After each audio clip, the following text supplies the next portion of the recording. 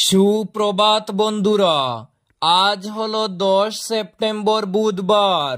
আজকের সকালের অসম তথা সমগ্র বরাক উপত্যকার বিশেষ বিশেষ খবরগুলি হলো: অসম মন্ত্রিসভায় এনআরসি ইস্যু নিয়ে গৃহীত হলো একাধিক গুরুত্বপূর্ণ সিদ্ধান্ত। মুখ্যমন্ত্রী ডক্টর হিমন্ত বিশ্ব শর্মা স্পষ্ট করে জানিয়েছেন, এনআরসিতে নাম থাকলেই কেউ স্বদেশী প্রমাণিত হবেন এমন নয়। ক্যাবিনেটের ঐক্যমতে সিদ্ধান্ত হয়েছে, সন্দেহভাজন নাগরিক শনাক্ত হলে সঙ্গে সঙ্গেই প্রশাসনিক ব্যবস্থা গ্রহণ করা হবে। নাগরিকত্ব প্রমাণ দিতে ব্যর্থ হলে সংশ্লিষ্ট ব্যক্তিকে 10 দিনের মধ্যে অসম তথা দেশ ছাড়তে হবে। মুখ্যমন্ত্রী আরও জানান, বিতর্কিত নাগরিকত্ব ইস্যুতে এনআরসি কোনো সেফগার্ড নয়। 71 সালের পর যারা অবৈধভাবে ভারতে প্রবেশ করেছেন তাদের বিরুদ্ধে কঠোর ব্যবস্থা নেওয়া হবে।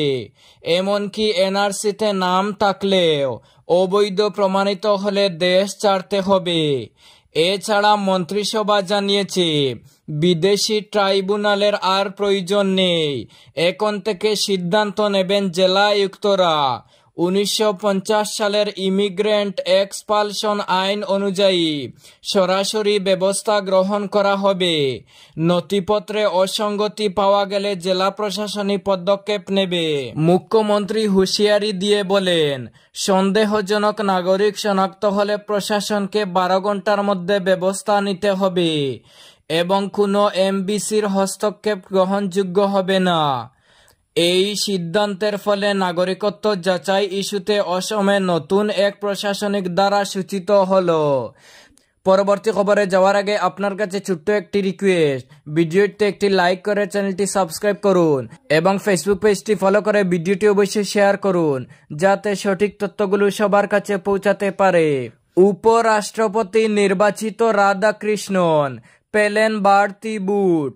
দেশের উপরাষ্ট্রপতি নির্বাচিত হলেন সিপি রাধাকৃষ্ণন। 152 বুটের ব্যবধানে জয়ী এনডিএ প্রার্থী।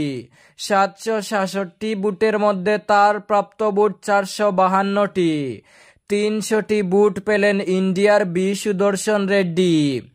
উপরাষ্ট্রপতি নির্বাচনে বুট দেওয়ার অধিকার কেবলমাত্র সাংসদদের। লোকসভার 543টি এবং রাজ্যসভার 245 আসন মিলিয়ে ভারতের সংসদে মোট জনসংখ্যা 788টি, কিন্তু রাজ্যসভায় 6টি এবং লোকসভায় 1টি আসন এখন শূন্য রয়েছে। তাই মোট 781 জন সাংসদকে দিয়ে নির্বাচক মণ্ডলী গঠন করা হয়।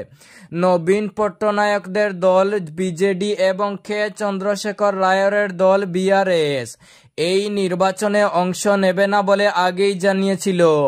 ফলে 770টির বেশি বুট পড়া যা সম্ভব নয় তা তখনই স্পষ্ট হয়ে যায়। সেক্ষেত্রে কোনো প্রার্থী 386টি বুট পেলে যে উপরাষ্ট্রপতি নির্বাচনে জিতে যাবেন তা এক প্রকার নিশ্চিত হয়ে যায়। পরে জানা যায়, পাঞ্জাবে বন্যার কারণে শিরোমণি অকালি দলের একমাত্র সাংসদ হরসিমরত কৌর বাদলও এই নির্বাচনে অংশগ্রহণ করতে পারবেন না। লোকসভায় এনডিএর আসন সংখ্যা 293 আর রাজ্যসভায় 132, দুয়ে মিলে 425টি। তাই এনডিএ প্রার্থী তথা মহারাষ্ট্রের প্রাক্তন রাজ্যপাল রাধাকৃষ্ণনের জয় এক প্রকার নিশ্চিতই ছিল। অন্ধ্রপ্রদেশের প্রাক্তন মুখ্যমন্ত্রী জগনমোহন রেড্ডিও ঘোষণা করেছিলেন, তার দল ওয়াইএসআর কংগ্রেস সমর্থন করবে এনডিএ প্রার্থীকে। মালুয়ায় সড়ক দুর্ঘটনায় ই-রিকশা চালকের মৃত্যু। ই-রিকশার পেছনে লরির ধাক্কায় মৃত্যু ঘটল চালকের।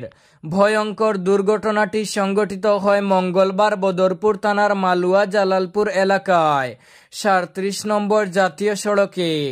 নিহত চালকের নাম মুস্তফা আহমেদ, বয়স 19 বছর। তিনি কামালপাড়া গ্রামের বাসিন্দা। প্রত্যক্ষদর্শীরা জানান, বদরপুর থেকে মালুয়া জালালপুর এলাকায় পৌঁছালে একটি লরি পেছন থেকে তার রিকশাটিকে সজোরে ধাক্কা দেয়। এতে রিকশাটি রাস্তার পাশে খাদে পড়ে যায় এবং মুস্তফা লরির নিচে চাপা পড়ে ঘটনাস্থলেই মৃত্যু হয়। রিকশার ভিতরে থাকা 2 যাত্রী আহত হন। স্থানীয়রা তাদের উদ্ধার করে হাসপাতালে পাঠান এবং পুলিশকে খবর দেন। খবর পেয়ে বদরপুর থানার পুলিশ ও ট্রাফিক ইনচার্জ ঘটনাস্থলে পৌঁছে লরি ও ই-রিকশাটি বাজেয়াপ্ত করেন। মুস্তাফার মৃতদেহ ময়নাতদন্তের জন্য করিমগঞ্জ সিভিল হাসপাতালে পাঠানো হয়। দুর্ঘটনার পর এলাকা জুড়ে চরম উত্তেজনা ছড়িয়ে পড়ে। মুস্তাফা ছিলেন পরিবারের একমাত্র উপার্জনক্ষম ব্যক্তি। তার মৃত্যুতে পরিবারে নেমে এসেছে শোকের ছায়া। বুধবার সকাল 10টায় জানাজা নামাজ অনুষ্ঠিত হবে। অনেক বিরোধী দল এনডিএ প্রার্থীকে ভোট দিয়েছে, বললেন কেন্দ্রীয় মন্ত্রী কিরেন রিজিজু। অনেক বিরোধী দল ও আমাদের এনডিএ প্রার্থীকে ভোট দিয়েছে, এটিও একটি খুব ভালো লক্ষণ, এমনটাই মন্তব্য করলেন সাংসদ বিষয়ক মন্ত্রী কিরেন রিজিজু। উপরাষ্ট্রপতি নির্বাচনে এনডিএ প্রার্থী সিপি রাধাকৃষ্ণনের জয়ের বিষয়ে কেন্দ্রীয় মন্ত্রী কিরেন রিজিজু বলেছেন, রাষ্ট্রপতি নির্বাচন অবাধ ও সুষ্ঠুভাবে পরিচালিত হয়, ভোট গ্রহণ গোপনীয়তার সঙ্গে হয় এবং অনেক বিরোধী সাংসদ সিপি রাধাকৃষ্ণনকে ভোট দিয়েছেন, যা প্রমাণ করে যে সাংসদরা তাদের বিবেকের কণ্ঠস্বর শুনে ভোট দিয়েছেন। হাইলাকান্দিতে শান্তিপূর্ণ শারদ উৎসব পালনে প্রশাসনের সভা। হাইলাকান্দি জেলায় আসন্ন শারদ উৎসব শান্তিপূর্ণভাবে সম্পন্ন করতে মঙ্গলবার জেলা প্রশাসনের উদ্যোগে হাইলাকান্দিতে এক সভা অনুষ্ঠিত হয়। জেলা কমিশনার অভিষেক জৈন এর পৌরোহিত্যে অনুষ্ঠিত সভায় জেলার বিভিন্ন পূজা কমিটির কর্মকর্তা এবং প্রশাসনের শীর্ষ আধিকারিকরা অংশ নেন। সভায় জানানো হয়, আসন্ন দুর্গাপূজার অনুমতির জন্য সংশ্লিষ্ট সার্কেল অফিসে দরখাস্ত দাখিল করতে হবে। সার্কেল অফিসার এবং থানার ওসিদের যৌথ পরিদর্শনের পর অনুমতি প্রদান করা হবে। সবাই জানানো হয় যে দুর্গা প্রতিমা নিয়ে শোভাযাত্রা, মাইক ইত্যাদির জন্য অনুমতি নিতে হবে। পূজা মণ্ডপগুলিতে প্রশিক্ষণপ্রাপ্ত পুরুষ ও মহিলা স্বেচ্ছাসেবক পরিচয়পত্র দিয়ে নিয়োগ করতে হবে পূজা কমিটিগুলিকে। সবাই জানিয়ে দেওয়া হয় এবং এই নির্বাচিত স্বেচ্ছাসেবকদের নামের তালিকা পুজোর 7 দিন আগে সংশ্লিষ্ট থানায় জমা দিতে বলা হয়। মণ্ডপে পরিষ্কার পরিচ্ছন্নতার জন্য ডাস্টবিন এবং মণ্ডপে অগ্নি নির্বাপনের যথেষ্ট সুযোগ সুবিধা রাখার পাশাপাশি সিসিটিভি সংস্থাপন করতে বলা হয়। রাত্রি 10টার পর মণ্ডপের মাইক বাজানো যাবে না বলে সবাই জানিয়ে দেওয়া হয়। এছাড়া দিনের বেলায়ও 65 ডেসিবেলের বেশি মাইকের আওয়াজ বাড়ানো যাবে না বলে জানানো হয়। পূর্ত বিভাগের রাস্তার পাশে পূজা উপলক্ষে কোনো মেলা, স্টল সহ ইত্যাদি নানা বসাতে এবং দুর্গা প্রতিমার বিসর্জন ঘাটে একই সঙ্গে প্রতিমার সঙ্গে 10 জনের বেশি লোক থাকা যাবে না বলে সবাই জানানো হয়েছে। সবাই অংশ নিয়ে senior police super Amitabh Sinha জানান, জনসাধারণের নিরাপত্তা এবং সব পরিবার যাতে নির্বিঘ্নে দুর্গোৎসবে অংশ নিতে পারেন সে ব্যাপারে পুলিশ প্রশাসন থেকে সব ধরনের ব্যবস্থা করা হবে।